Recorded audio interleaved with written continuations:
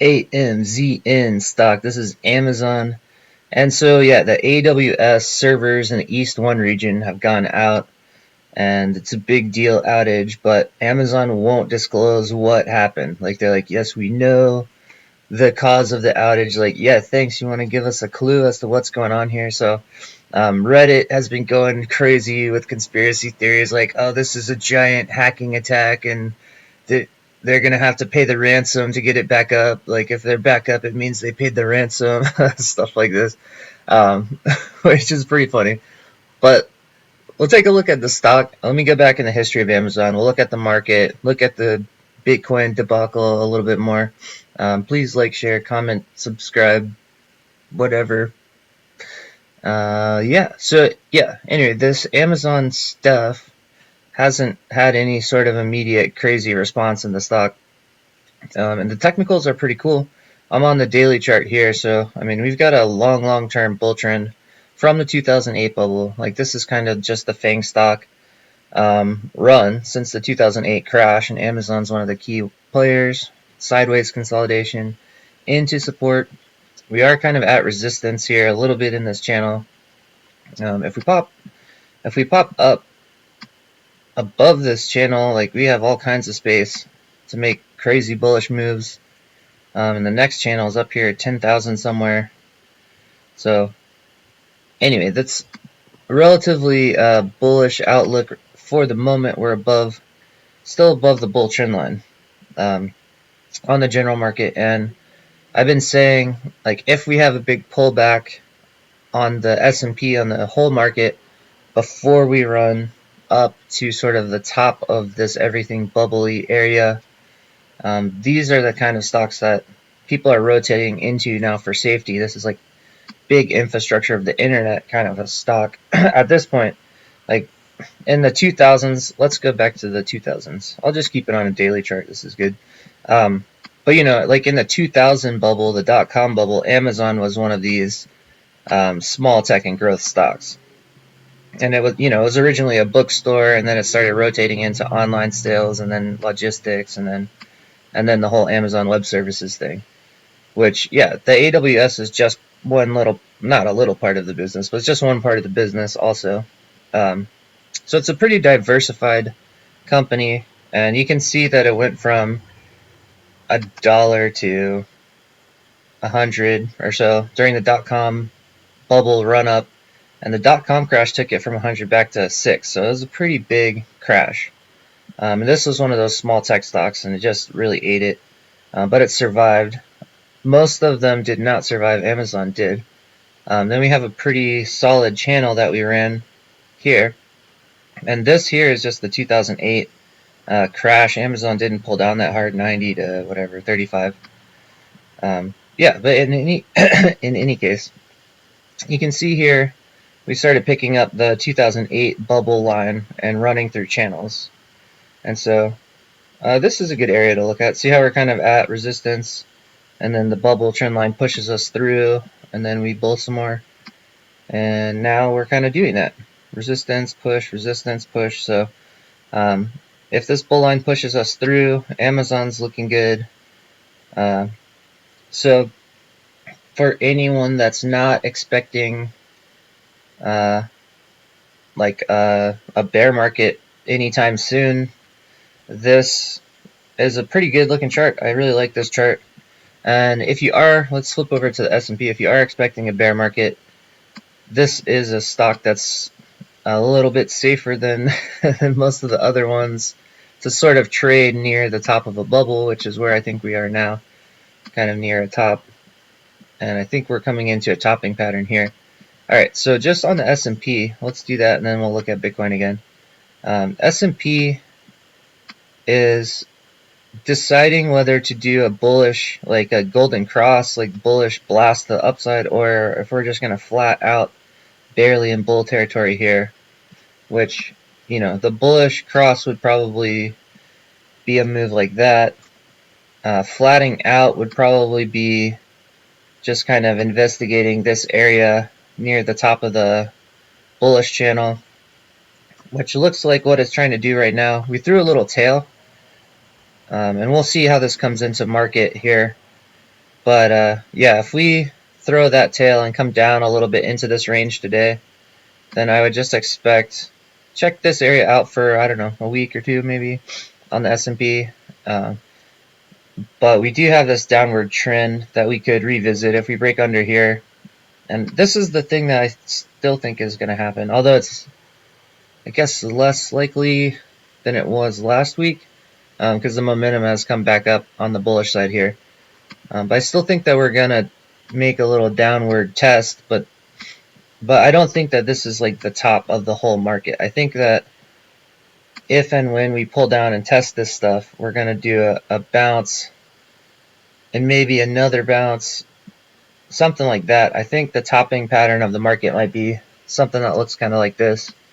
And like this could be the top, or we might even get another one, something like that. That's kind of what I have in mind for the shape of sort of the top of this thing. And then we roll over into a bear market by the end of next year. I think it happens next year, sometime, beginning or end. And let's see. Right, so general threats to the market, IWM, bearish, and it's holding, it's testing and holding, but right now, if it breaks down through this channel, that's a signal that margin loans are being called in and all the free printed money is coming back out of the market.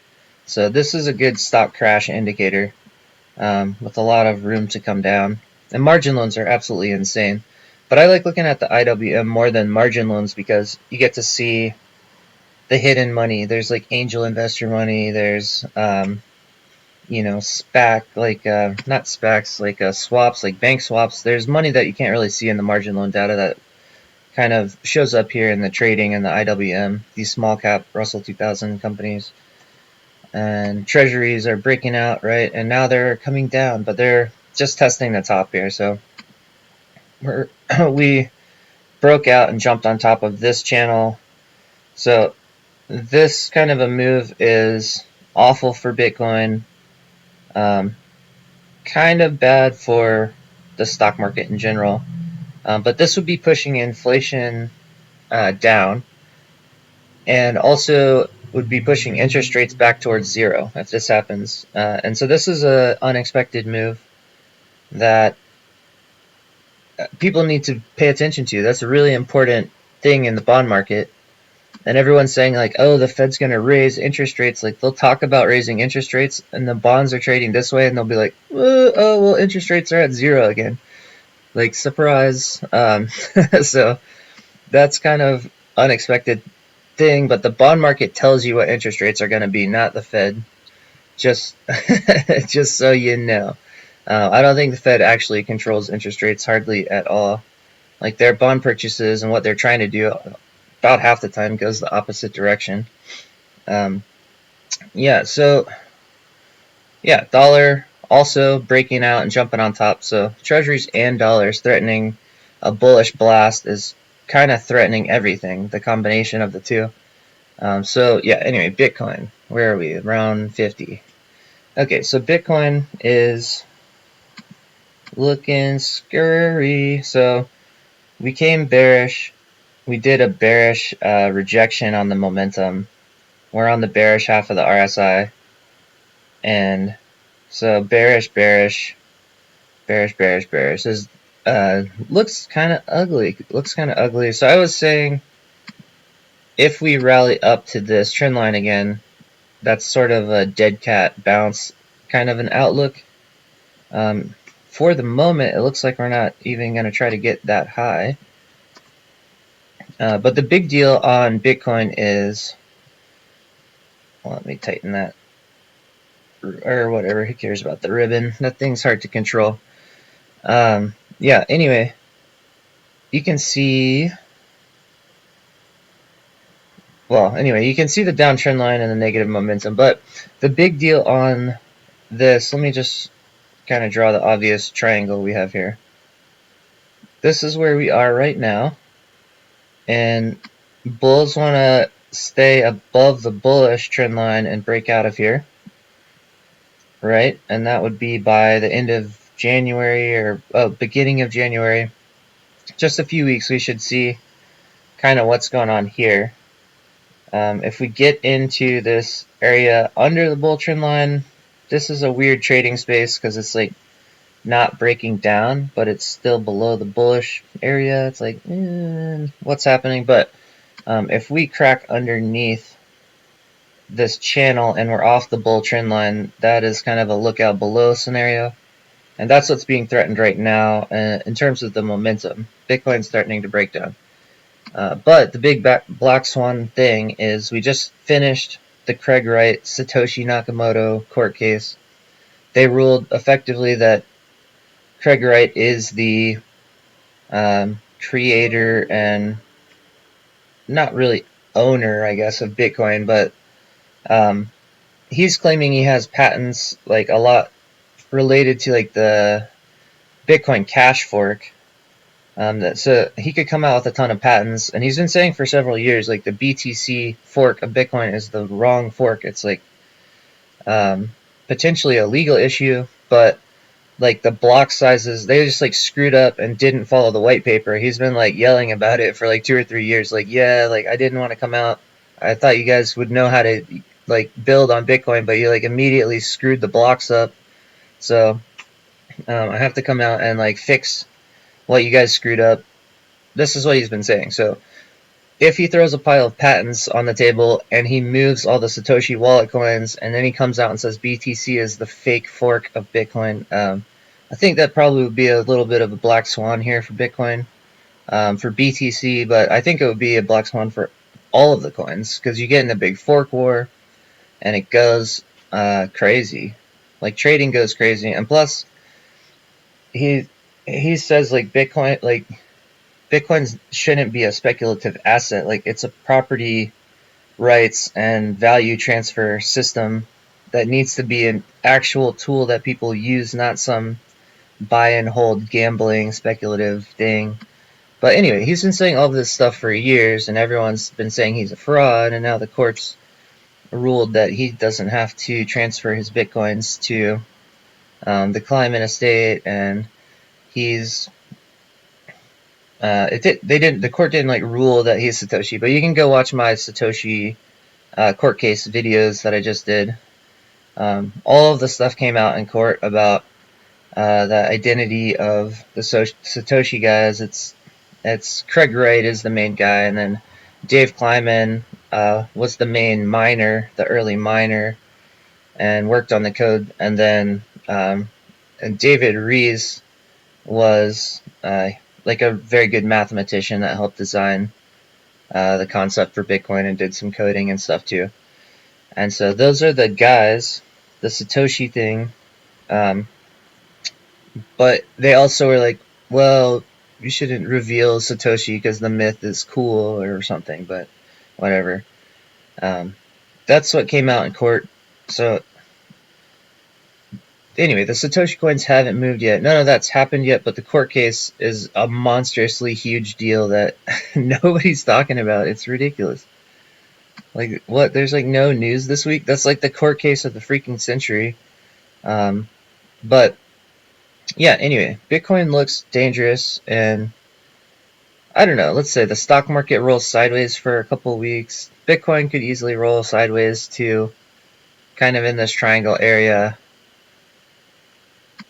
But the threat of a collapse is a high risk here. Yeah, anyway, that's kind of the idea on Bitcoin. And then what if Treasury, this, I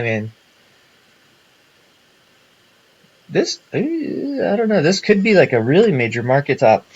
If we have Treasuries and the dollar breaking out and Bitcoin collapsing, we'll have to see what everything looks like. If that all happens at the same time, whatever. Anyway, we'll worry about that later. Not investment advice, just kind of a general look on the market. But I do think we're going to get a pullback, and I do think Amazon, what this video is supposed to be about, is like one of my top kind of safety plays that I'm definitely looking at, just kind of like holding some Amazon towards the top of the bubble. Uh, right. So yeah, have fun with all of that. Things are gonna get interesting. Maybe.